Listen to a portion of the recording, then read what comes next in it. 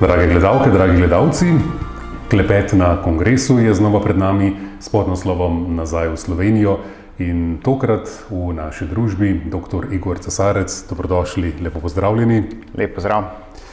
Dr. Cesarec je podpredsednik na oddelku za globalne ekonomske raziskave pri ameriški banki Citigo Group v New Yorku. V preteklosti pa je delal pri banki Morgan Stanley v Londonu in se raziskovalno udejstvoval v organizacijah različnih, seveda povezanih z monetarnimi zadevami. Ima doktorat iz ekonomije iz Univerze New York University in prejel je tudi nagrado strani Univerze v Chicagu. Poleg službenega udejstvovanja pa se že skoraj 2 desetletji ukvarja s povezovanjem Slovencev v tujini, s poudarkom na mladih in izobraženih.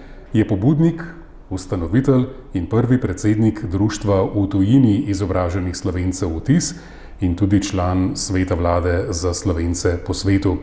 Dr. Cesarec, pri Društvu VTIS ste pod vašim predsedstvom pripravili tudi izhodišča tako imenovanih izzivov, ki bi jih Slovenija morala začeti naslavljati, če bi želela pospešiti vračanje mladih rojakov iz tujine. Kateri so ti izzivi? Teh izzivov je bilo kar nekaj v tistem času. Treba omeniti, da je od tega že približno 7 let, odkar smo te izzive objavili, in z veseljem ugotavljam, da se je tudi v tem času kar nekaj premaknilo v Sloveniji in upam si trditi delno tudi zaradi našega nekako delovanja na tem področju. Vendar k temu se lahko še vrnemo. Če se najprej osredotočimo na same izzive, je bilo tukaj kar precej različnih zadev. Nekaj se nanašalo na same študente, recimo. Opozarjali smo na nekatere nekonsistence pri recimo priznavanju tujih nekako diplom oziroma v tujini pridobljene izobrazbe. Potem prihajalo do nekaterih težav pri nekako samih strokovnih izpitih na različnih področjih. Govorili smo o pravu, gradbeništvu in tako naprej. Potem smo gledali tudi še nekako dlje od seveda študentov, smo se osredotočili tudi na mlade raziskovalce in pa tudi že na uveljavljene raziskovalce oziroma profesorje, ki so delovali v tujini. Ti so imeli kar nekaj težav pri priznavanju svojih nazivov tukaj v Sloveniji. Recimo nekdo, ki je bil polni profesor na eni izmed uglednih tujih univerz, tega naziva v Sloveniji ni imel. In recimo, če bi se en takšen posameznik oziroma posameznice želeli vrniti nazaj v Slovenijo, bi tukaj morali iti skozi ves proces habilitacije in tako naprej. Potem smo pa tudi gledali na področje, se pravi tistih, ki niso v akademiji ali študenti, recimo ljudje, ki delajo v gospodarstvu. Tam je tukaj prihajalo do nekaterih zadev, katere je bilo treba po našem mnenju izboljšati. Recimo zelo plastičen primer tega je bilo medsebojno priznavanje pokojninskih prispevkov med Slovenijo in ZDA. Tako da pogled je bil precej večplasten. To smo predstavili v tistem času, torej nekje 6-7 let nazaj, na kar nekaj različnih nivojih tukaj v Sloveniji. Predstavili smo to tudi takrat neposredno takratnemu predsedniku vlade in pa številnim ministrstvom. In z veseljem ugotavljam, kako sem že v začetku tega odgovora povedal, da so se od takrat zgodili nekateri premiki. V marsikateri od teh stvari, o katerih sem ravno govoril, so se zadeve bodisi popolnoma razrešile ali pa so na poti, da se nekako popravijo oziroma pride do tiste ravni, ki bi nekako po našem mnenju bila zadovoljiva. Tako da sem kar ponosen na to, da smo uspeli nekako s tem svojim opozarjanjem in nekako oglašanjem doseči tudi to, da so se zgodili ti pozitivni premiki naprej v tem času. So se pojavili v tem času kakšni novi izzivi, kakšna nova vprašanja na tem področju? To se vedno lahko dogaja, vendar mislimo, da so te zadeve, na katere smo takrat opozarjali, res bili tisti glavni, najbolj pereči problemi in to je bilo tisto, kar je bilo treba najprej najprej nekako razrešiti. Vse ostalo pa nekako sproti opozorimo, če pride do česa takega, vendar ni bilo nekih večjih zadev, vsaj po mojem mnenju. Ne. Pa ko opozorite sproti na kakšno tako stvar, najdete na odprta ušesa, odprta vrata, na nekoga, ki vam prisluhne in potem tudi kaj premakne? Ja, to pogosto ni enostavno.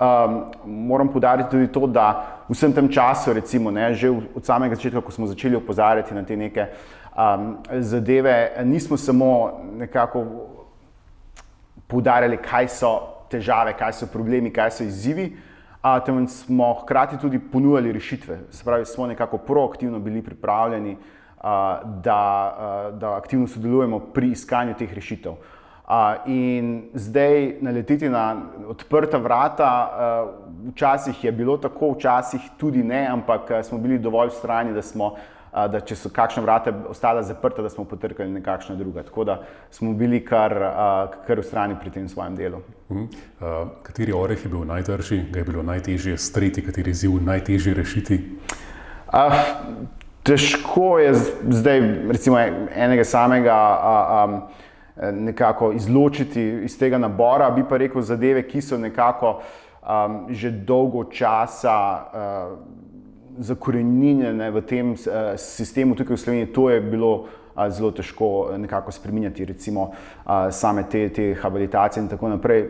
Kot rečeno, tukaj so se zgodili zelo pomembni premiki in lahko se o tem tudi kaj več pogovarjava, ampak to so recimo zadeve, ki so na nekem tej univerzitetni ravni tukaj v Sloveniji bile v tem sistemu desetletja in takšne zadeve, to inercijo potem težko nekako spremeniti, vendar, kot rečeno, z nekimi dobrimi idejami, dobrimi rešitvami in pa seveda z dobro voljo nekaterih tukaj v Sloveniji, da se dejansko stvari spremenijo na bolje, je potem možno tudi nekako doseči te pozitivne premike. Imate tudi nekaj predlogov glede strategije do Slovencev po svetu. Kakšni so ti predlogi? Ja, strategija za odnos Republike Slovenije s Slovenci po svetu, na tem smo delali skozi, oziroma pri tem sem sodeloval skozi svoje udejstvovanje v svetu vlade za Slovence po svetu in znotraj tega je nekako ob 30-letnici Slovenije ena izmed prioritet bila ravno to bi rekel, izdelava neke dolgoročne strategije za odnos Slovenije s Slovenci po svetu. Nekaj od tega sem lahko črpal recimo iz samih teh izzivov, o katerih sva se že pogovarjala, vendar pa tukaj je bilo to udejstvovanje veliko širše, torej ni šlo samo za nekako to podpopulacijo, recimo mlajših izobraženih, ki so v tujini, temveč za strategijo odnosa z Slovenci po vsem svetu in tudi nekako iz vseh različnih ozadij. Torej, sama strategija, ena stvar, ki se meni zdela zelo pomembna, je bilo prepoznati, da se je ta struktura slovenskih izseljencev oziroma Slovencev, ki živijo izven meja Slovenije, precej spremenila v zadnjih recimo 10 ali pa 20 letih.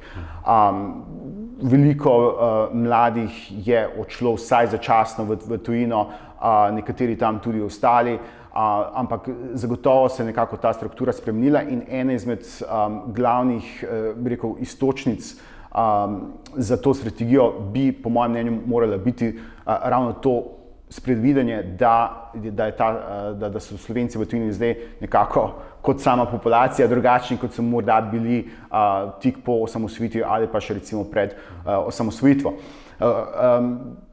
Nekaj teh zadev, ki se mi zdaj prav tako zelo pomembne, so naslednje. Recimo, zelo sem se zavzemal za neko reprezentacijo slovenskih manjšin v tujini v slovenskem demokratičnem procesu. Recimo, precej nam sosednjih držav, oziroma nasploh kar nekaj evropskih držav, vključujoč nekaj nam sosednjih držav, kot so recimo Hrvaška in Italija, imajo recimo predstavnike v državnem zboru, ki predstavljajo njihovo diasporo v tujini. V Sloveniji tega žal zaenkrat še ni. Recimo imamo v državnem zboru predstavnike tujih manjšin v Sloveniji, ne pa tudi slovenskih manjšin v tujini. In to je recimo ena taka zadeva, ki smo jo potem predstavljali tudi znotraj državnega zbora, to smo predstavljali recimo tudi vladi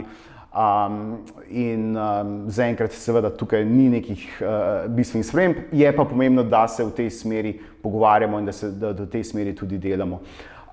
Prav tako ena druga zadeva, ki se mi je zdela pomembna, je tudi ta, recimo, glede samega spodbujanja tako kroženja znanja, kot tudi spodbujanja, recimo, vračanja nekaterih slovenskih strokovnjakov nazaj v Slovenijo.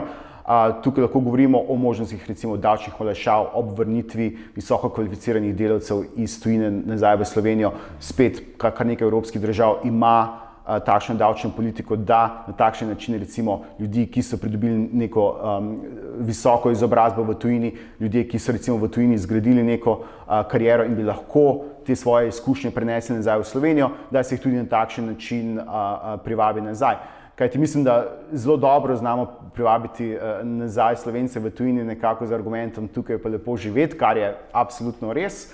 Ampak se mi zdi, da bi se to vabilo lahko dopolnilo mogoče tudi s takšnimi spodbudami, kjer bi recimo vsaj nekaj let takšni posamezniki imeli davčne olajšave, da se nekako lažje privadijo na življenje spet nazaj v Sloveniji.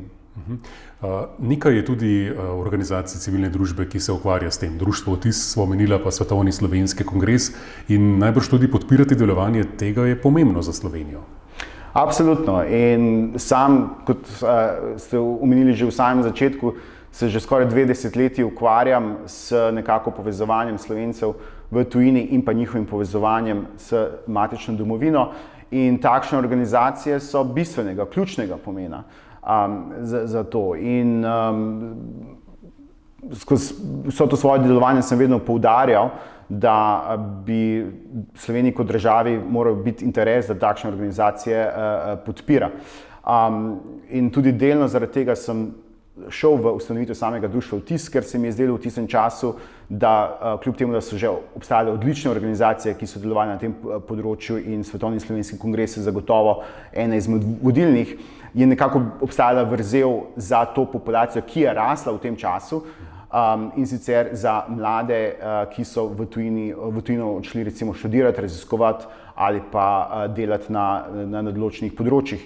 In se mi zdi, da je društvo Vtis potem zapolnilo to vrzel in tudi še danes odlično sodeluje z vsemi temi organizacijami civilne družbe, vključujoč s Svetovnim slovenskim kongresom, da skupaj nekako delamo na tem, da izboljšamo te odnose med Slovenci po svetu samimi in pa seveda zelo pomembno izboljšanje odnosov med vsemi temi populacijami Slovencev, ki so razdrobljeni po vsem svetu z matično domovino. Prej ste rekli, lepo je živeti v Sloveniji, se mi je zdelo, da je ta stavek prišel od srca, torej ste ga res čutili, ampak kako pa je dejansko? Razmišljate, da bi se tudi vi vrnili v Slovenijo, da bi živeli tu, ali vam zaenkrat, ne vem, pogoji so boljši, recimo, da živite v tujini in tam delujete? Ja, zelo dobro vprašanje in vprašanje, ki me marsikdo pogosto vpraša. Meni zaenkrat pogoji oziroma nekako življenjski stil, ki ga imam v tujini in sicer v Združenih državah Amerike, zelo ustreza, ampak ne izključujem neke možnosti, da bi enkrat v prihodnosti spet zaživel v Sloveniji. Že dolgo me ni tukaj, kot rečeno, skoraj 2 desetletji, ampak jaz na to gledam nekako manj črno-belo, kot recimo ostati v tujini ali pa vrniti se v Slovenijo. Še posebej v današnjem globaliziranem svetu. Tudi sam sem recimo imel pot, ki me je vodila najprej v London, potem iz Londona v New York in tudi recimo znotraj ZDA sem zaradi delovanja na različnih raziskovalnih projektih nekaj časa živel tudi v Bostonu in pa v Washingtonu. In se mi zdi, da nekako na tej globalni poti, ki jo ta sodobni svet skoraj zahteva od nas, ne vidim razloga, zakaj na tej globalni poti enkrat tudi postojanka ne bi bila Slovenija. Z največjim veseljem, če bi se seveda porodila oziroma odprla neka prava priložnost, če bi se nekako vse te stvari bi nekako bile v tistem času primerne oziroma kazale na to, da je to tista najboljša odločitev, vsekakor. Ne bi pa želel, kot rečeno, govoriti o tem, spravi, ostati v tujini, vrniti se v Slovenijo. Vsekakor je to lahko ena izmed teh postojank na poti, skozi katero hodimo. Kaj je recimo zaenkrat največja ovira pri tem? Je to razdalja, so to pogoji dela tukaj, so to različni statusi, ki jih morda imate, če bi živeli tukaj? Ne bi rekel, da gre za neke ovire.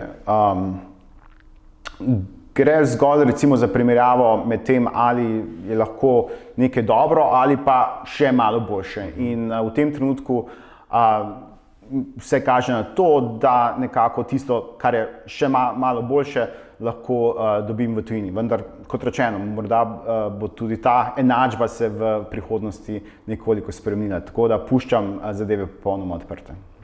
Ja, želimo vam veliko uspeha in hvala za današnji pogovor. Hvala tudi vam z veseljem.